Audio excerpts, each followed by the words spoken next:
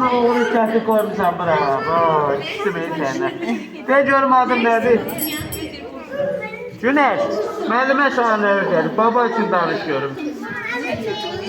Sor indi bu tarafa bak. Son o tarafa. De baba da sağ kulak asacak.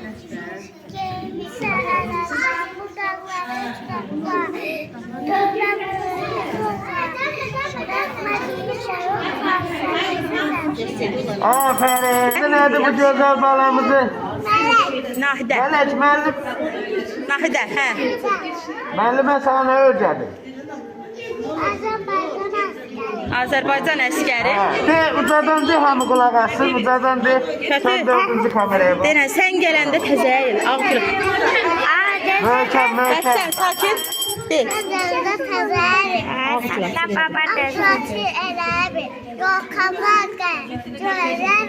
O boş o. Aferin, aferin. Nedir? Arzu kızımız ne bilirsen de görüm müellime sana ödedi. Hadi görüm. Uzadan, uzadan.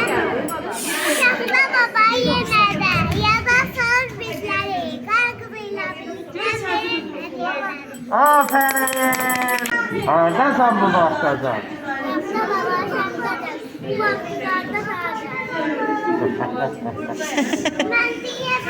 Aferin. Şeir ödedi de.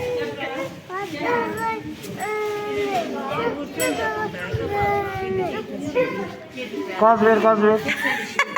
Ne diyorum?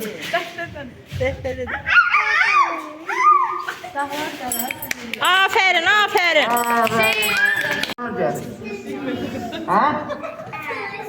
Sağ korkuludur. Ben korkmuram. Aferin. Adın ne? Sen de git dur bunun yanında. Nur, müellime sana ne ödedi? Bilmirsen, onu ödedi. Olmuş səni. Aferin, aferin. Kağıdını da bu yana alalım.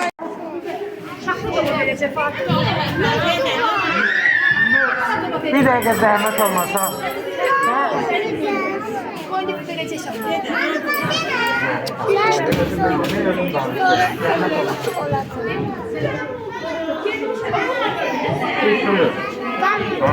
Müellime sana ne ödedi?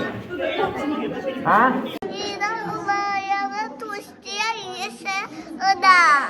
Hurra!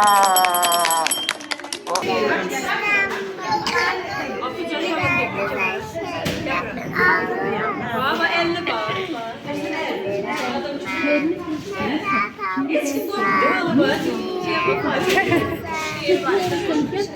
Aferin.